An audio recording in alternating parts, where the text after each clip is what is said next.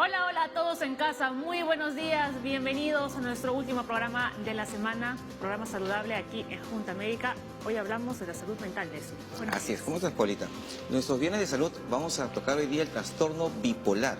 Las personas que tienen un tipo de carácter en un momento, otra personalidad en otro momento, ¿cómo es esto? Los expertos nos dirán. Estado de ánimo, así ¿no? es. Muy bien, también, noticia polémica, ¿no? Vamos a polemizar hoy día. ¿Ustedes en casa lavan el pollo o no lo lavan? Al parecer, lavar el pollo no es lo más indicado, ¿eh? Así es, según lo que nos dicen, pero veremos ahora si realmente hay que hacerlo o no. Vamos a analizar. Empezamos la Junta Médica.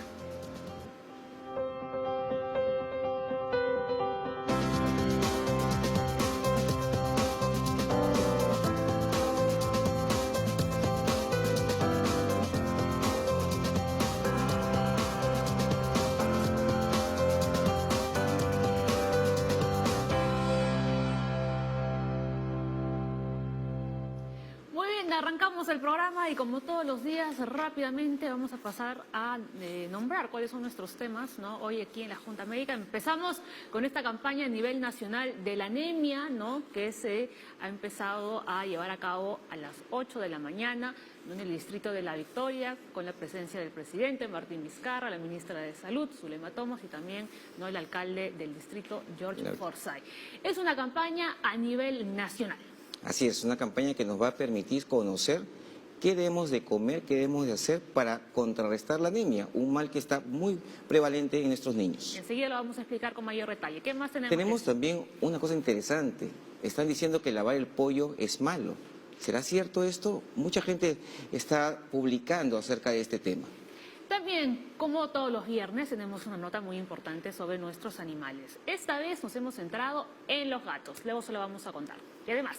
Asimismo, hay mucha gente que no toma desayuno porque dice que quiere estar a dieta. ¿Será cierto esto? ¿Hace daño al corazón? Vamos a verlo ahora.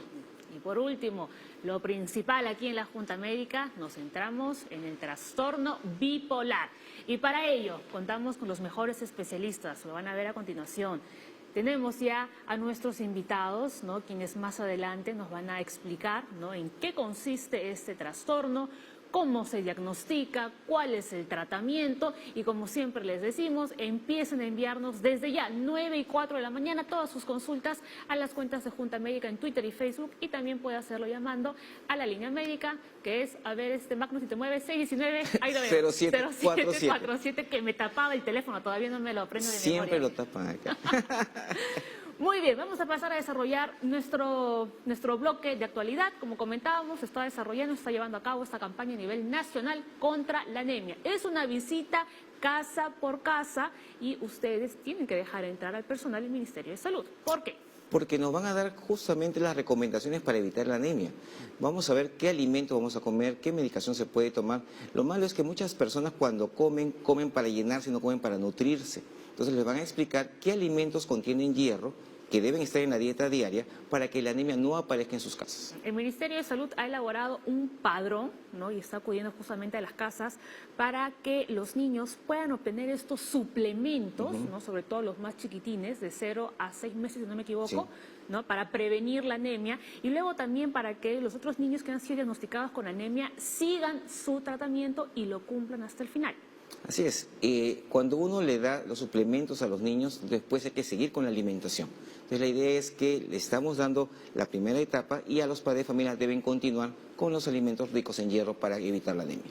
Véase las lentejas, pero sobre todo, ¿no?, las carnes, creo que eran. Claro, las carnes rojas, las menestras, las lentejas, pero recuerda que les pasa hígado. Dice, ¿no? El hígado. Recuerda que una vez hablamos sobre eso, sí, y que realmente la alimentación es muy buena, pero cuando hay anemia hay que suplementarlo con jarabitos o con pastillas. Por lo tanto, coman bien y evitemos la anemia. Ya lo saben, campaña a nivel nacional, hay que estar todos atentos. Pasamos al siguiente tema, polémico definitivamente, lavar el pollo. Sí, justamente hemos estado acá discutiendo previamente al programa. ¿Quién lo lava, quién no lo lava? Hemos hecho una encuesta, hemos quedado 50-50 más o menos. ¿Por qué se considera que lavar el pollo trae efectos negativos para nuestra salud? Sí, lo que pasa es que el pollo tiene varios microbios. Uno de ellos es la salmonela, que causa diarreas, causa malestar general, vómitos, náuseas. Por eso se dice no lavar el pollo, no lavar los huevos. Pero sin embargo, Pero dicen que no tenemos que lavar el pollo porque a la hora que nosotros lavamos el pollo, ¿no? Por ejemplo, en el lavabo, ¿no? Se contamina todo Así es. ese ambiente y otras zonas de nuestra cocina. Porque si bien lavamos el pollo, luego de repente no limpiamos adecuadamente las otras zonas y ahí ya, digamos, ya se han esparcido todos los claro. gérmenes. Ajá. O sea, la idea es la siguiente, ¿no? O sea, tienes sus microbios los pollos, mojas el pollo y se esparce todo por todas partes. Entonces, lo que mencionan las recomendaciones es, pues, no lavarlo porque esta contaminación puede hacer que todo el mundo, a la hora que esté agarrando el caño, en la mesa donde estás trabajando, se puede contaminar. Claro. ¿Qué es lo que dice el Centro de Prevención de Enfermedades de Estados Unidos? Que la mejor manera de eliminar las bacterias del pollo es justamente cocinándolo. Así es. Y sobre todo cocinándolo bien, porque también ha habido muchos brotes de enfermedades en lugares donde comen el pollo medio crudo. Así como se come la carne término medio, también fríen o sancochan al pollo poquito nada más y ahí vienen las enfermedades. Y por eso mismo también consideran que no es bueno lavar, por ejemplo, los huevitos, ¿no? Antes de... Claro, porque los huevitos que tienen la caquita del pollito con la salmonela se pueden meter. Hacemos más poroso el huevito y se meten las bacterias. Bueno, entonces ahí está la indicación, ¿no? Según el Centro de Prevenciones de Estados Unidos, el pollo no se debe lavar. Ya queda en ustedes si lo quieren seguir haciendo o no. Desde aquí le mandamos, ¿no? La recomendación. Claro, si lo van a lavar, limpien bien la zona donde se ha esparcido este líquido del pollo y obviamente pues después de eso ya pueden hacer sus cosas. Otro tema importantísimo, el desayuno. ¿Por qué no debemos saltarnos el desayuno? Sí, hay varias razones. Justo estaba leyendo interesante el tema, porque el no tomar desayuno implica de entrada que alguien tiene malos hábitos alimenticios, para empezar por ahí.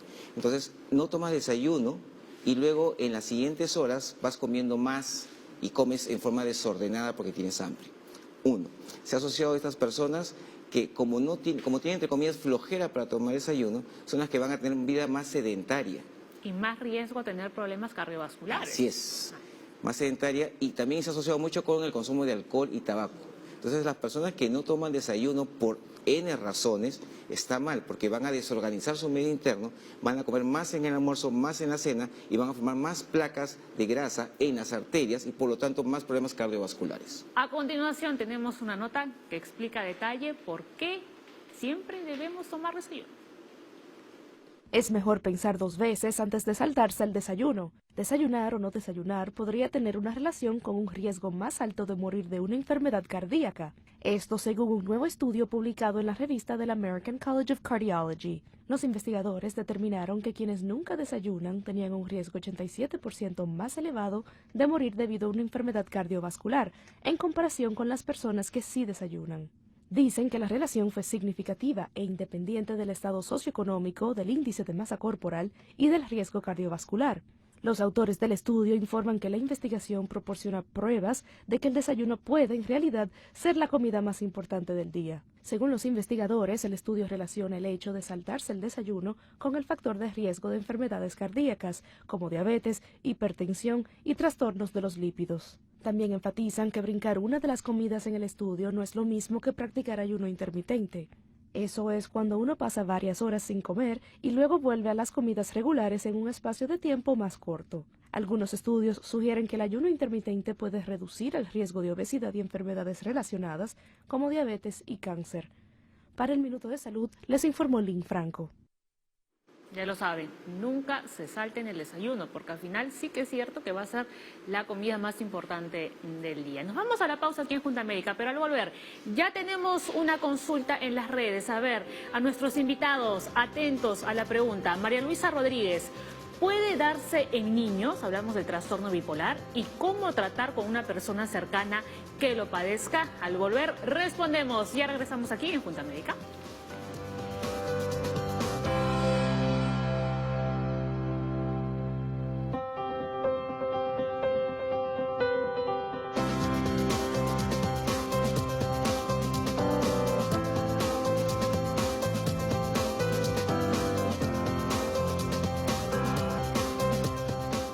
Vamos de inmediato aquí en la Junta Médica con el desarrollo de nuestro tema del día, que es el trastorno bipolar. El trastorno bipolar provoca cambios en las personas que van de la euforia a la depresión. Estos cambios duran varias semanas o meses.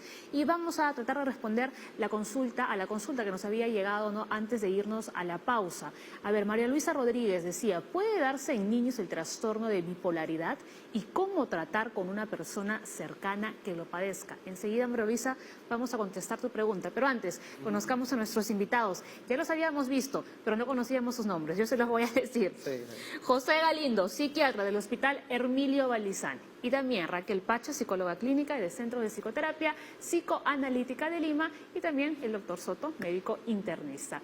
Muy buenos días, bienvenidos a la Junta Médica. Hablamos del trastorno bipolar, una palabra que escuchamos muy a menudo, bipolar, ¿no? Incluso cuando una persona cambia de estado de ánimo muy rápido, automáticamente le decimos, eres bipolar, ¿no? Y realmente ni siquiera sabemos de qué se trata este trastorno en sí.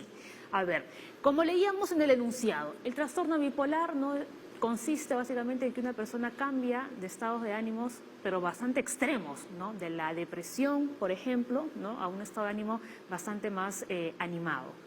¿Esto es cierto? Bueno, sí, muchas gracias por la invitación, Paola. El tema principal es de que los cambios de ánimo realmente son muy extremos, ¿no? Podemos ver a una persona que está en un estado de euforia, ¿no?, y finalmente en otro periodo puede estar en una depresión muy profunda, ¿no? Yendo a la pregunta, sí se puede dar en niños, es poco frecuente, pero hay que estar muy alerta en ver aquellos estados de irritabilidad, aquellos cambios de conducta fuertes que pueden ser muchas veces enunciados en el propio colegio o de repente en la misma casa. Uno lo ve, ¿no? Ahora, ¿cómo tratar a la persona? Yo sí pediría a la población, a las familias, ponerse en el lugar de la persona que está sufriendo esto, educarse, psicoeducarse en función al problema, y estos programas ayudan mucho para ello. Finalmente, si es necesario, tener intervenciones familiares para poder ver cómo dar este problema, ¿no?, cómo acotar en ese problema. Así es. A ver, también el trastorno de bipolaridad es conocido como una enfermedad maníaco-depresiva. Sus síntomas pueden confundirse con otros trastornos de personalidad, Raquel. Sí, es importante aclarar este término de bipolaridad, porque vemos entre amigos nos gusta mucho, entre familiares, usar toda una serie de conceptos médicos, de clasificaciones de diagnóstico. Y lo usamos muchas veces como señalando, como si fuera el defecto de la otra persona, como si tuviera una connotación social o moral, ¿no? Cuando algo nos disgusta de otro porque tal vez no le entendemos si es A o B lo que dice o tiene contradicciones, le señalamos, ¡ay, eres bipolar! Pero en la ciencia o ya los profesionales de la salud, el término lo usamos, bipolaridad, como un trastorno, ya como un síndrome. Hay trastornos de personalidad, aparte de estos síndromes, que sí están marcados por los cambios del humor, del estado de ánimo. Puede estar enojado, puede estar irritado, puede estar fastidiado, puede sentirse depresivo o triste. Pero estos cambios se dan, digamos, de un momento a otro, o pasan semanas, Cuando meses. hablamos de trastorno de bipolaridad, pueden alternarse entre depresión y euforia en periodos sostenidos. Vamos a decir más de 15 días, un mes, 2, 3.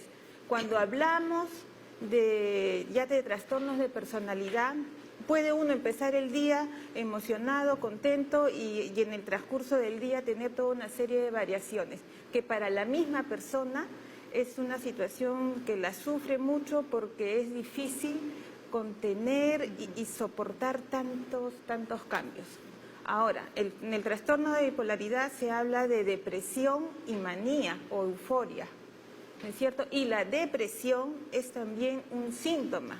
Generalmente nosotros lo confundimos con la tristeza, con el decaimiento, ¿no es cierto? Aislamiento. Esperanza. La desesperanza, por decir, las dificultades. La depresión es ya un síndrome o síntoma de una enfermedad. La tristeza puede ser normal, ¿no es cierto? La tristeza puede responder a situaciones reales como una pérdida de un ser querido, por ejemplo, ahí está la tristeza por el duelo, una persona normal, que no le va a afectar en medida mayor, digamos, el rendimiento laboral, las relaciones sociales y las relaciones consigo mismo como el cuidado, el amor propio, ¿no es cierto? Pasa a ser depresión cuando esto ya afecta, ¿no es cierto? Ahí ya vienen esos síntomas como el aislamiento social, las fallas en el rendimiento laboral, las fallas en el cuidado consigo mismo. No, una persona que le cuesta levantarse, iniciar el día, bañarse, atenderse, arreglarse, vestirse bien. Claro. Ahora, Ahí- este trastorno tiene varias fases, ¿no, Raquel? ¿No, Leslie, también? Ajá. Sí, lo que quería aclarar era que, como mencionaron, es por tiempos, ¿no? No es que yo estoy feliz ahorita, ay, qué chévere, que todo está bonito, el día está precioso, y a la media hora estoy, ay, me estoy muriendo. Exacto. Claro, es por temporadas, ¿no? No es como una persona voluble que dice, sí quiero otra cosa, y la media dice, no, no quiero. Entonces la idea es, Claro, esa es la primera aclaración, Sí. ¿no? Que digamos que los cambios en el estado de ánimo no se producen al minuto, no, es en un tiempo prolongado. Así es. Hasta ahí estamos de acuerdo. Hay pacientes con fallas orgánicas que sí pueden tener los cambios al segundo. claro, Está riendo y está llorando. Ah, ok. Pero son, digamos, los casos aislados. Son casos Sí. aislados que no están dentro de este trastorno bipolar. Muy bien. Ahora sí, Leslie, vamos con las fases, ¿no?, de ese trastorno. Sí, hay fases de bajadas o depresiones, con el sentimiento de depresión es intensa y hay muchas desesperanzas, y a fases en las cuales hay subidas o manías, sentimiento de felicidad extrema, euforia. He tenido pacientes que llegan a la consulta pues sumamente felices, Sí. ¿no? Con todo así Sí, hay feliz, eso. me vienen a agarrar un carro y tanta cosa, y otro día está pues que no quiere hacer nada, está muy deprimido. Y hay una otras tercera fase también. Claro, la fase de los mixtos, que se sienten deprimidos y al mismo tiempo inquieto por exceso de actividad. Pasa eso también, ¿no? Pasa que finalmente, les puedo citar un caso X, en todo caso, ¿no? Una persona que tenía muchas posibilidades de poder hacer cosas, formaba empresas, estaba en su fase maníaca, digamos, ¿no? E inclusive el dinero que ganaba lo regalaba a personas en la calle. Entonces, esa fase maníaca, eufórica, se notaba y en la consulta venía con mucha energía. Uno lo percibe en la propia entrevista, ¿no? Al cabo de un tiempo, pasó esa fase maníaca y luego sucedió de que el familiar falleció, la mamá falleció. Y esa caída fue profunda, ¿no? El otro polo. O sea, pasó de un polo maníaco a un polo depresivo muy intenso. Entonces, esas fases sí marcan en un paciente para poder hacer el diagnóstico y finalmente para poder ayudarle. José, tú cuando esos pacientes o cuando van a la familia con pacientes de este tipo, les sugieren que no hagan ningún tipo de decisión ahí, ¿verdad? Porque pueden vender la casa, Sí. como pueden perder todo en ese momento. Sí, hay casos así, ¿no? Casos que realmente tenían, me acuerdo, algún paciente X que tenía dinero y todo lo invirtió, por ejemplo, en un determinado bien, ¿no? Y fue un problema para toda la familia, ¿no? Sí, hay que tener mucho cuidado en la toma de decisiones finalmente, ¿no? Vamos a ver en la fase de depresión cuáles son los síntomas que empiezan a aparecer. A ver, la pérdida de confianza, ganas de llorar sin motivo, pérdida de apetito, dificultad para dormir, incapacidad para tomar decisiones, problemas para realizar tareas simples. Sí, finalmente, yendo también al caso que le mencioné del duelo, pero ya profundo, es una caída bien profunda. O sea, no es una depresión... Al extremo total. No es una depresión común, digamos, ¿no? Es una depresión bien profunda que tú notas una caída de la energía bien fuerte, ¿no? Entonces tú lo puedes percibir en la misma entrevista, ¿no? Entonces sí recomiendo de que pueda ser visto esto desde el punto de vista profesional para poder diagnosticarlo bien y darle un buen tratamiento, ¿no? Y un tratamiento completo, ¿no? No solamente hacia la persona, sino hacia la familia. Así. Raquel, ¿algo que añadir? Claro, ¿qué pasa con la mente cuando vivencia situaciones muy dolorosas en su vida? La mente tiene que saber defenderse y acomodarse a las circunstancias para continuar viviendo. Y en esa defensa puede tomar estos dos tipos de mecanismos de defensa, ¿no? Bien la depresión o bien la manía. ¿La depresión en qué sentido? Algo de su mente no acepta, por ser muy doloroso, tener sentimientos de rabia, de cólera o fastidio hacia los otros. Por lo tanto, para no sentir hacia afuera porque se ve malo, sintiendo un sentimiento de odio, digamos, hacia otro, ese sentimiento retorna consigo mismo.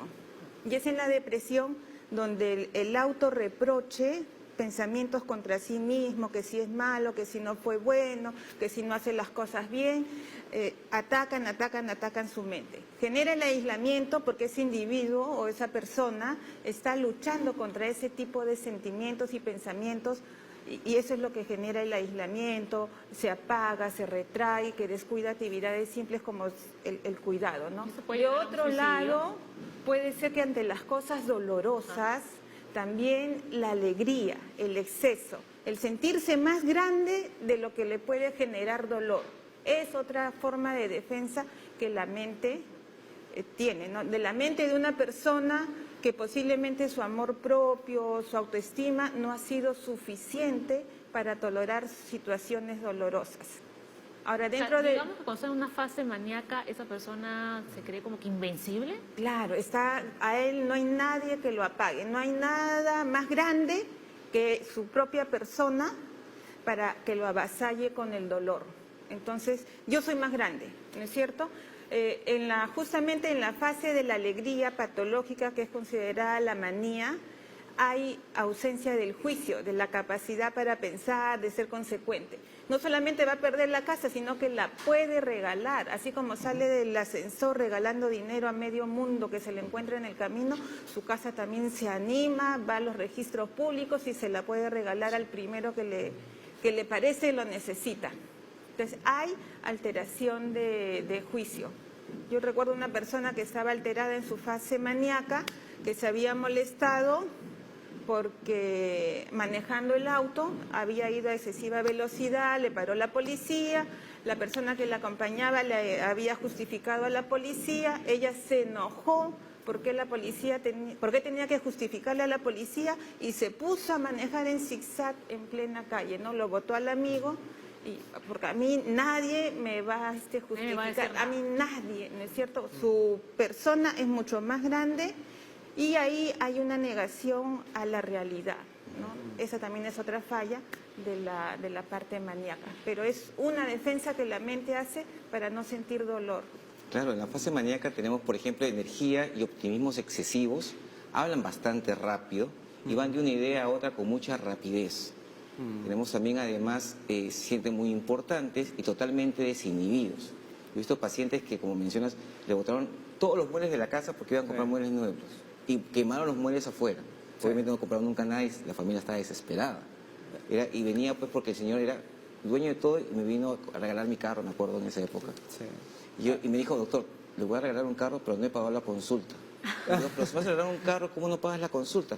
Ah, doctor, es que se lo dejé en el banco la plata. Ah, perfecto. Son episodios así muy escandalosos, muy exagerados. En esa fase maníaca y en esto también hay que tener en cuenta de que puede haber situaciones de mucho riesgo o consumo de alcohol o drogas. Claro.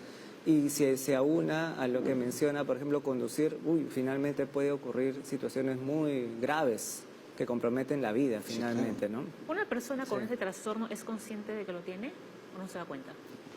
Muchas veces lo perciben incómodo en sí mismos porque saben de que muchas personas del entorno lo ven como que exagerado, digamos, pero también se adapta a su forma de ser. Casualmente, cuando he dado algunos tratamientos, por ejemplo, me dicen, doctor, ya no quiero esta medicina porque ya no me siento como yo era así, ¿no? Más apagado. Más apagado, ¿no? Entonces, quieren estar en ese nivel y ahí va mucho el comprender a la persona, el ayudarle con terapias para poder decirle, mira, esta forma de vida que tienes te puede ser mejor con este tratamiento y puedes conservar tu familia, criar mejor a tus hijos bajo una nueva forma de vida, ¿no? Pero hay que tener mucho cuidado. Sí. A ver, más cosas. Tenemos otro dato sobre el trastorno bipolar. ¿Lo vemos en la pantalla? Bueno, enseguida lo vamos a ir comentando. Raquel, ¿algo que quieras añadir? Hay personas que sí tienen conciencia de su enfermedad, reconocen cómo sus periodos depresivos y maníacos se hacen presentes, ¿no? Pero hay otras personas que les cuesta, porque precisamente es doloroso aceptar que sufre una depresión o es doloroso aceptar que está totalmente exacerbado. Estos casos sí requieren de mucha ayuda de los familiares para poder llevar el tratamiento debido, ¿no? Ahora sí, a ver, en el trastorno bipolar intervienen principalmente factores genéticos y trastornos físicos en el cerebro. ¿Están de acuerdo? Sí, hay alto contenido de herencia, ¿no? Por ejemplo, si hay un familiar que está comprometido, un familiar de primer grado, y más aún se multiplica cuando ya ambos familiares están comprometidos, papá y mamá, ¿no? Entonces, realmente hay que tomarlo muy en cuenta, pero no olvidar que estos son factores predisponentes, pero hay factores detonantes, ¿no? Entonces, en esos factores detonantes podemos trabajar nosotros, ¿no? Por ejemplo, ¿cuáles serían los factores detonantes? Por ejemplo, conflictos intensos en la familia, en el trabajo, estrés laboral. Entonces, todo esto se puede trabajar para que la persona no detone en algún momento en su vida, ¿no? Digamos que habría cierta programación o cierta probabilidad para que suceda, pero estos factores detonantes van a hacer que esto funcione más todavía, ¿no? Ahí es donde podemos incidir, ¿no? Sobre estos factores, ¿no? Sí. ¿Tenemos una consulta? Leslie, a ver la de Germán. Sí, nos han llamado por teléfono Germán de Chosica y nos dice, ¿cómo se diferencia el trastorno bipolar del trastorno de personalidad limítrofe, el borderline? Esto es importante. Es importante. Mira, una primera diferencia en el trastorno bipolar, al menos uno de los dos episodios, sea depresivo o maníaco, tiene sostenimiento en el tiempo. ¿No es cierto? Un trastorno bipolar, un trastorno de la personalidad, mejor dicho, puede tener las variaciones muy seguidas. A una persona que tú la sientas impredecible, que te dice una cosa, después hace otra, podría tener un trastorno de personalidad limítrofe. Hay poca regulación en sostener el estado de ánimo o los pensamientos o las ideas. La persona tiene disposición, pero hay algo en ella que no le permite sostener esa continuidad. Hay que tener claro de que no es una falla moral ni tampoco es una falla por ser mala gente, mala persona. Es una situación a veces inconsciente e involuntaria, ¿no? Entonces que requiere de ayuda para poder tener una mejor regulación. No es una persona mala, una persona que pueda sufrir o que se le llame una persona de trastorno limítrofe, ¿no? En psicoterapia, por ejemplo, no es tan importante el tener las clasificaciones de los diagnósticos, sino es más importante entender por qué hay esas variaciones y cómo encontrar para regularlas algo mejor. Los detonantes. Claro. A ver, José, esta pregunta para ti. Lali, desde Trujillo. Me diagnosticaron bipolaridad hace 20 años. Actualmente tengo 2 hijos de 12 y 7. El mayor manifiesta algunos síntomas que yo tenía cuando era joven. ¿Esta enfermedad puede ser hereditaria? Al volver, la contestas, ¿te parece? Muchas gracias. Vamos al corte y ya regresamos.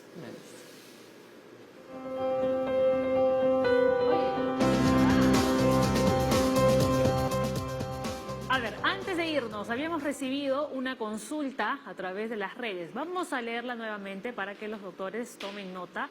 Lali, Trujillo. Me diagnosticaron bipolaridad hace 20 años. Actualmente tengo 2 hijos de 12 y 7. El mayor manifiesta algunos síntomas que yo tenía cuando era joven. ¿Esta enfermedad puede ser hereditaria? Enseguida nuestros invitados van a contestar esta consulta, pero antes, Leslie, muy importante que nuestros gatitos estén esterilizados, pero adecuadamente. Así es, porque las mascotas son parte de nuestra vida, son quienes van a apoyarnos, nos van a dar calor, amistad, pero si están bien cuidados y están bien alimentados, no van a transmitir ninguna enfermedad. Así es, vamos a ver esta nota en la nueva Ruta de la Salud de ahora. Esta brújula saludable puso su norte en nuestros amigos felinos. ¿Qué debemos saber precisamente cuando adoptamos 1, 2 o 3 gatitos? ¿Cuáles son las enfermedades más frecuentes? ¿Qué sabemos de su comportamiento? ¿Realmente son tan independientes como dicen? Definitivamente el mundo de los gatos es muy diferente al de los perros. Por eso tenemos a especialistas que nos hablarán del tema, así que vamos a buscarlos.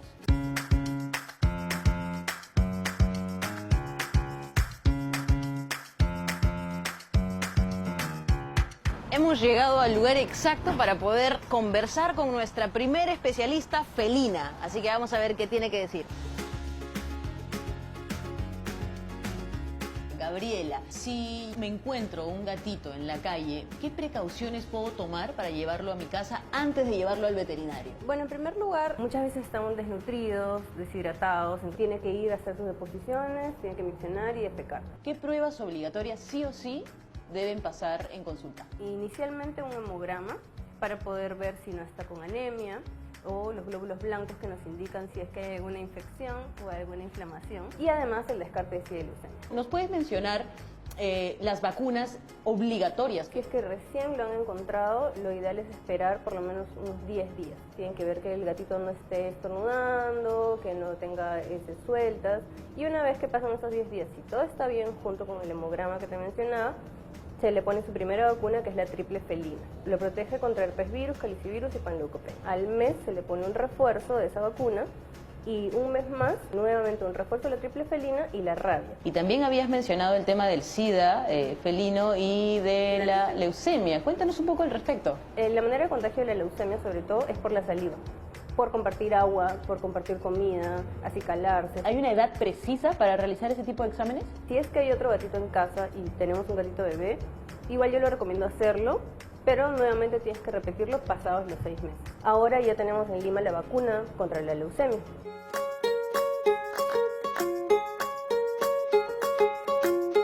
Quiero saber si este SIDA de gatos puede ser contagioso para los seres humanos.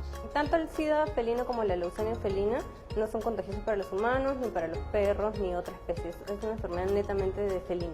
¿Qué debemos hacer en el tema de las esterilizaciones? Puedes hacerlo a partir de los 5 meses de edad.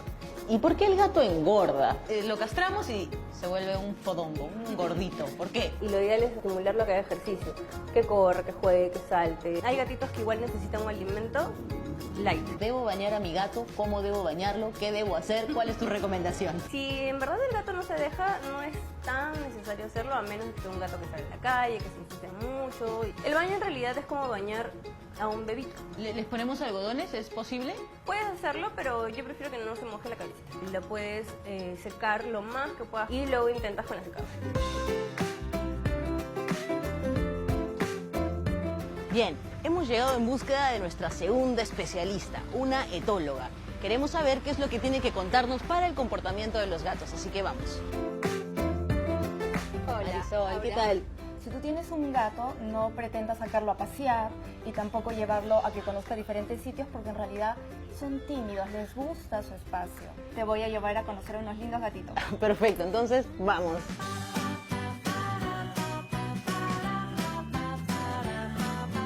Tengo 2 gatitos. ¿Qué podría hacer para que mi casa sea más amigable para mis gatos? Tenemos que entender de los gatos es que les va a gustar siempre lo que vienen a ser los espacios tridimensionales. Podríamos hacerles un tronco para que ellos puedan subir o trepar y conecte con una galería donde ellos puedan caminar o correr, y también un sistema así como de repisas para que vayan en gradería. Mientras más altos están mejor porque ellos pueden observar. Él ya se me cayó por esta ventana. Ese es un tema muy importante a tomar en cuenta porque los gatos sí se caen por las ventanas. Yo sé que estéticamente no se pueda ver tal vez muy bonito, pero es muy saludable. Se ponen mallas, pero es una buena forma de mantenerlos a salvo. No me gusta cuando muerden, o sea, lo hacen jugando. ¿Qué deberías de hacer? Automáticamente agarrar un juguete y ¡plop!, lanzarlo y sacarlo del tema juego con tu cuerpo. Si ellos estuvieran con la mamá, morderían a la mamá y la mamá corregiría porque es parte de su crecimiento, de su aprendizaje.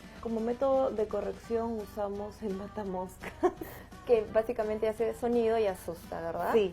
También sabes lo que ayuda mucho, el tono de voz cuando dices que no lo haga. Esta es la cocina. Ahí tienen su arenero y sus comiditas. Los platos de comida siempre deben de estar lo más alejados del harinero, Ajá. porque el harinero significa zona sucia.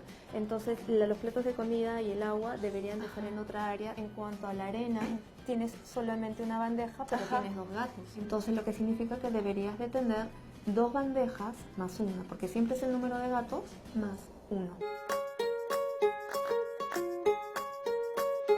Marisol, ¿y a dónde me has traído ahora? Bueno, ahora te vamos a presentar a Nuna, que vive con Laura y con Jorge. Perfecto, vamos a ver quién es Nuna.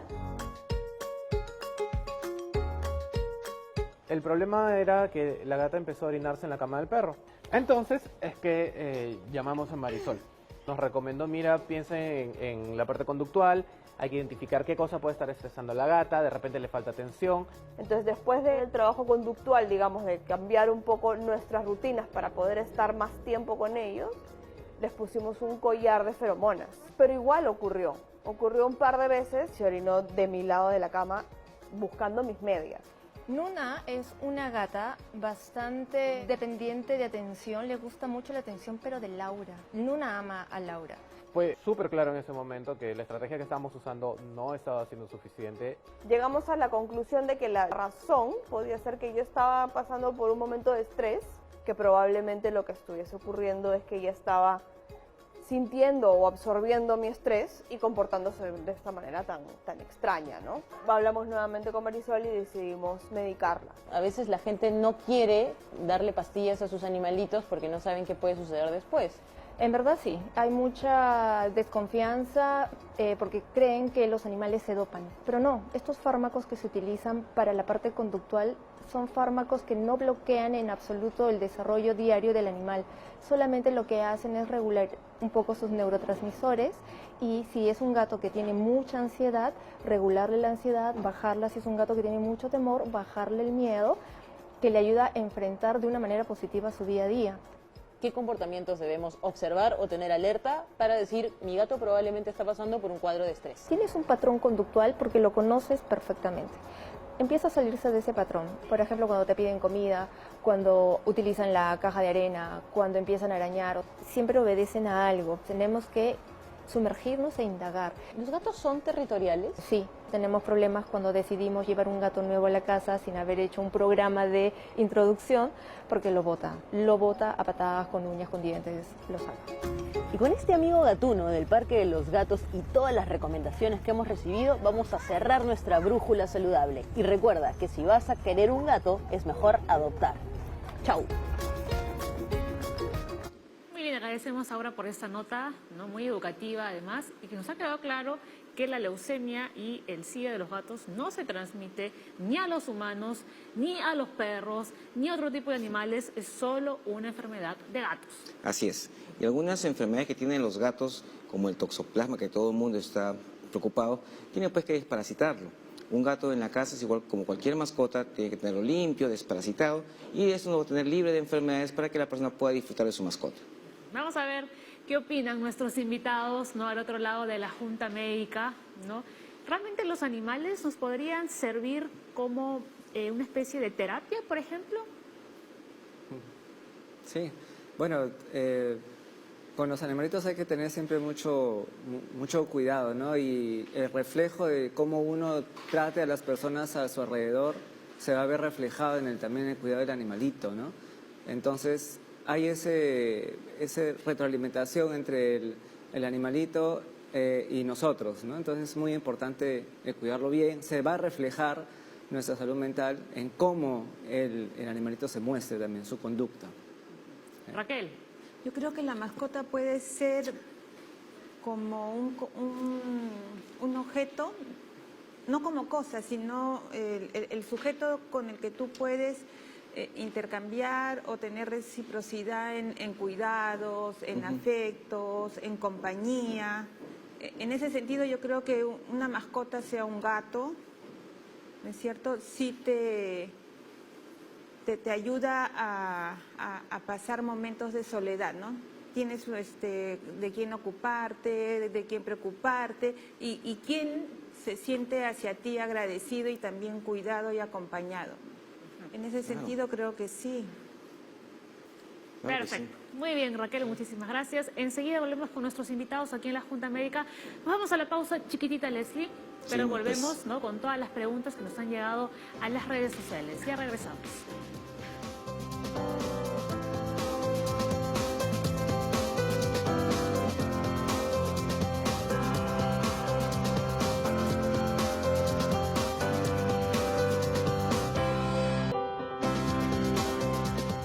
Momento de responder todas sus preguntas. Vamos nuevamente con la de Lali. A ver, me diagnosticaron bipolaridad hace 20 años. Actualmente tengo 2 hijas de 12 y 7, 2 hijos. El mayor manifiesta algunos síntomas que yo tenía cuando era joven. ¿Esta enfermedad puede ser hereditaria? Sí, Lali, muchas gracias por tu pregunta. Es muy importante, sobre todo porque tú ya has podido vivir esto durante muchos años. Y lo que sí te podría decir es que si has encontrado de que ya tu hijo está desarrollando algunos síntomas similares a los que has vivido, es necesario llevarlo a una atención para evaluación de especialista.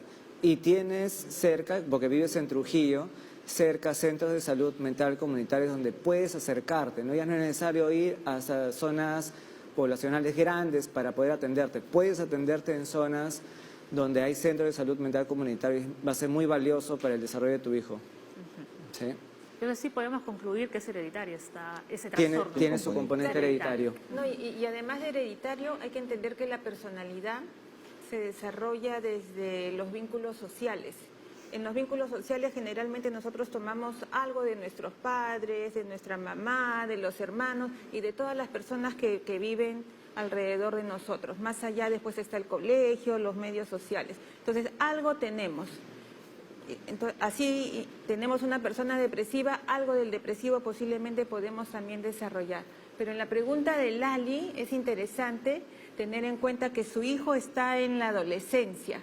Y la adolescencia es una edad crítica donde se van a reeditar muchas situaciones, a lo mejor sufridas o vividas desde muy pequeño. Es la mejor edad para llevarlo a un tratamiento, sea médico, sea psiquiátrico, porque el adolescente está mucho más disponible, está mucho más asequible y es mejor también para la prevención de situaciones mayores. Muy bien. Vamos con la siguiente consulta. Desde el Facebook, Germán Leonardo nos dice: tengo trastorno esquizoafectivo bipolar. Mi hipomanía se caracteriza por irritabilidad. ¿Qué puedo hacer al respecto? Sí, justo hablábamos acerca de los factores detonantes, ¿no? Entonces, tú quieres saber, Germán, qué hacer en ciertos casos. Entonces, es necesario poder llevar una orientación psicoterapéutica también para poder desenvolverte en ciertas situaciones, ¿no? Es un proceso largo, el proceso de la terapia. Muchas veces los cambios no son tan rápidos, pero sí hay la oportunidad de que puedas afrontar situaciones mejor, de manera distinta. Yo te invito a que desarrolles un proceso de terapia aunado a tu terapia farmacológica que entiendo que estás llevando, ¿no? Sí. Claro, y el proceso de psicoterapia lo que va a hacer es ayudarlo a poder entender por qué se irrita con tanta facilidad, ¿no? Por qué su cuerpo actúa más con el enojo que poder llevar lo que le genera dificultad a su mente y reaccionar de una forma más prudente, más ecuánime, más calmada, ¿no? Para eso te va a ayudar la psicoterapia. La psicoterapia es el espacio donde vas a dar tiempo a pensarte y ser un tanto más reflexivo contigo mismo, a poder dar cuenta de aquellas situaciones de las que eres inconsciente, porque posiblemente esa irritabilidad debe y estoy segura que es inconsciente. No te das cuenta cuando ya te ha generado dificultad en tus relaciones interpersonales y a veces con los seres queridos. Muy bien. A ver, vamos con la de Judith Love. Si soy una persona bipolar, ¿siempre debo estar medicada? En el caso, Judith, del tema de bipolaridad, es necesario que pueda estar bien diagnosticado, ¿no? Entonces, eso es necesario. Ya una vez que conoces que tienes el trastorno bipolar, hasta ahora los estudios señalan de que es necesaria una medicación continua, ¿no?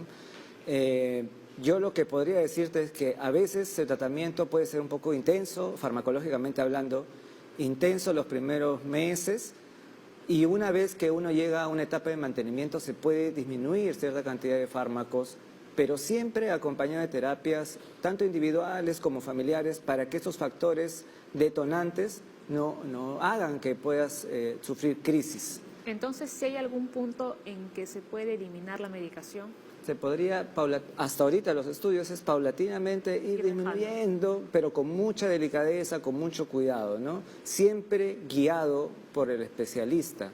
No se animen a hacerlo solos, ¿no? Porque ha habido malos resultados cuando hay eso, ¿no? Sí, también recordar que el tratamiento funciona, pero que es lento, ¿no? Sí. Poco a poco, porque muchos pacientes ya voy un mes al psiquiatra y no me sirve. Las pastillas no funcionan. Y se desalientan y se desalientan. Entonces, la idea es acá ponerle punche y son muchos meses que después verán el resultado. Desde el Facebook, Lali Salazar nos dice, ¿cómo darse cuenta que tienes trastorno bipolar? A ver, Raquel. A veces es bastante difícil darse cuenta de que uno está depresivo, porque la depresión puede enmascararse. La depresión o el paciente depresivo puede llegar primero al médico general o al médico internista. Por ejemplo, se puede manifestar la depresión a través de síntomas físicos, no necesariamente con el ánimo decaído. Y generalmente son los familiares o la gente del entorno que se da cuenta, no uno, porque uno siempre está luchando por no sentirse mal. Claro, la familia te dice, ¿qué te pasa? Si tú no eras, ¿no? Y vas cambiando y son los que nos dan la información. Claro, la irritabilidad también es una manera de expresar la depresión, la irritabilidad, la agresión, la cólera, la frustración que resulta intolerante, también es una forma de depresión. Es difícil reconocerla consigo mismo. Y además creo que es un poco complicado que el propio paciente vaya a la consulta, ¿no? Sí. El paciente lo piensa mucho, puede estar 1 año, 2 años, 3 años. ¿Por qué? Porque primero hay que superar esa situación como dolorosa consigo mismo, ¿no? Por eso es que cuesta tomar medicación. No, pero yo puedo sola, yo puedo sola, yo puedo sola, y en ese yo puedo sola ha transcurrido un montón de cosas que te han perjudicado. Entonces es doloroso aceptar y se considera como si fuera una falla moral. Yo no puedo ser depresiva, no puedo estar tomando medicina. Igual pasa en otras enfermedades. El diabético a veces no quiere ser diabético y se toma su gaseosa o sus comidas y hamburguesas todas bien combinadas y no mide, porque a veces muchos creen que solo se trata de solo pensarlo y que con pensarlo vamos a borrar esa situación dolorosa. Entonces no voy a tomar ninguna medicación. Es difícil.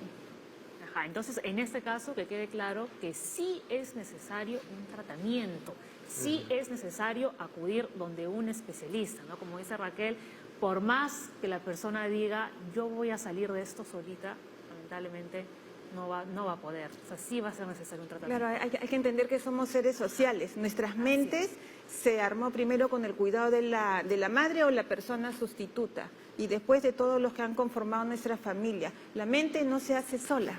Así es, ¿no? Entonces hay que también arreglarla con el otro. Y que quede claro que aquí en Junta Médica recepcionamos todas sus consultas. Los doctores más o menos le dan una especie de guía, pero no significa que eso es el tratamiento. Ustedes tienen que acudir al médico, que quede claro. A ver, a modo de reflexión tenemos ya el último dato antes de irnos porque ya son las 9:59. El tratamiento farmacológico y psicoterapéutico evita complicaciones y la agudización de los síntomas. Conclusiones finales, en segundos. A ver, José. Es muy necesario acudir a una atención especializada. No solamente la persona que está con el problema, sino el entorno familiar. Yo quiero señalar esto porque puede funcionar mucho para la mejora y que no hayan detonantes en esto, ¿no? Muy bien, Raquel. Mi consejo sería, confiemos porque tenemos acá en el Perú y en nuestra sociedad un montón de profesionales que pueden ayudarnos. Buenos profesionales. Muy bien, Leslie, nos vamos a disfrutar de nuestro fin de semana. Así es. El lunes regresamos con con fuerza para empezar Recargados. nuevamente la semana aquí en la Junta Médica. Muchísimas gracias por haber Gracias. estado en el Gracias. programa. Que tengan todos un bonito fin de semana. Chao, chao. Chao.